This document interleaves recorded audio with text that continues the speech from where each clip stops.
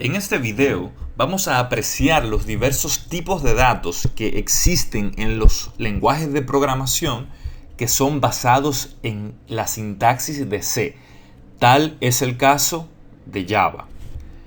Vamos a ver algunas cosas que son específicas del lenguaje Java, mas sin embargo verán que muchas cosas son totalmente comunes en diversos lenguajes de programación. Aquí vemos los tipos de datos más comunes, los que en Java se le llaman primitivos.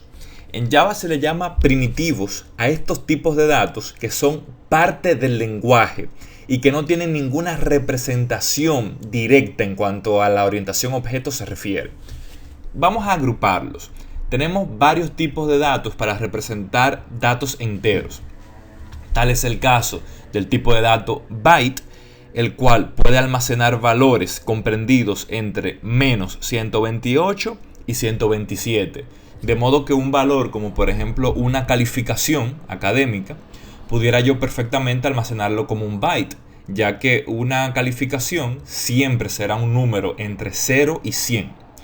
En el caso del short, pues vemos aquí que tenemos un rango desde menos 32.768 hasta 32.767.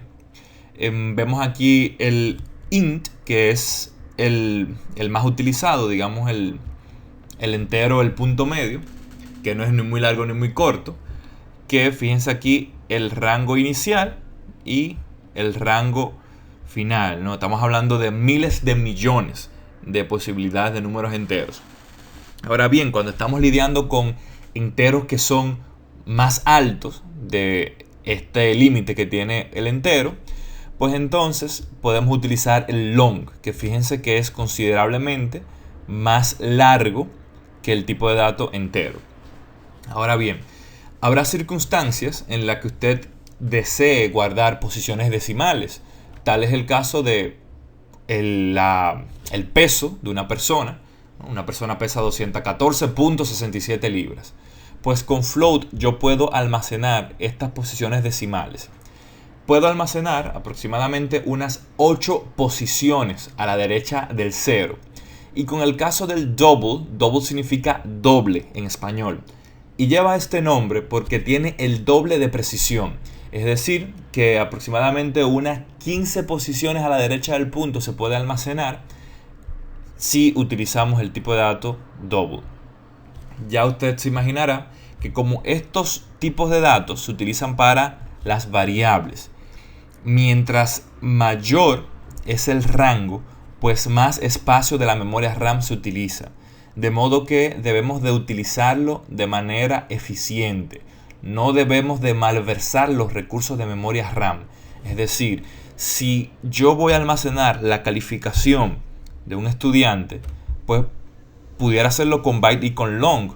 Mas sin embargo, en el caso de byte, yo estaría utilizando un solo byte. Mientras que si estoy utilizando long, pues estaría utilizando en la mayoría de los lenguajes 8 bytes. Fíjense cómo estaría utilizando 8 veces más memoria RAM de lo que realmente necesito. Hay otros tipos de datos que realmente no pertenecen a una clasificación, ya que son únicos en su género. Tal es el caso de char. Char es un tipo de dato primitivo que almacena un solo carácter. Recuerden que un carácter puede ser una letra, un número o un símbolo especial. Y cuando hablamos de símbolos especiales, pues nos referimos a un signo de admiración, un asterisco, un guión, etcétera, etcétera. Pero hago el énfasis de que es uno. Yo no pudiera guardar el nombre Juan, por ejemplo, en una variable de tipo char, porque solamente puedo guardar uno solo.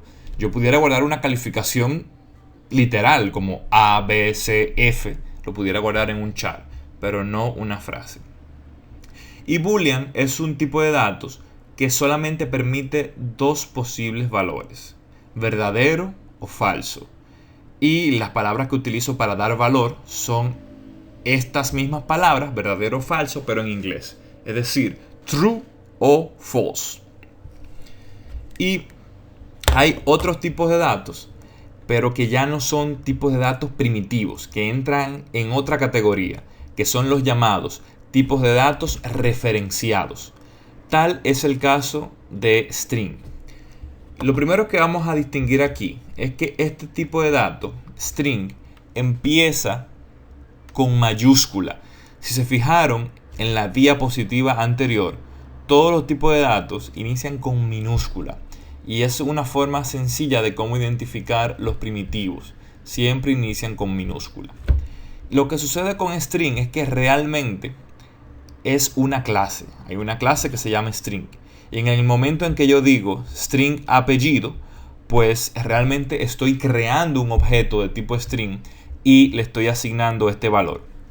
Si usted desea profundizar acerca del tema de los strings, pues les recomendamos que vea el video que se llama String Pool, que les dice a ustedes cómo internamente Java maneja el concepto de los strings, cómo se maneja el concepto de las instanciaciones, cómo se reutilizan los objetos de tipo string. Está en ese breve y conciso video.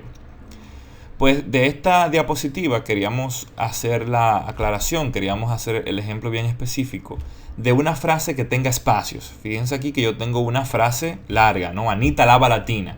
Asimismo pudiera tener varios párrafos guardados en un string. Un string es una cadena de caracteres, es una frase que puede tener la dimensión que yo considere.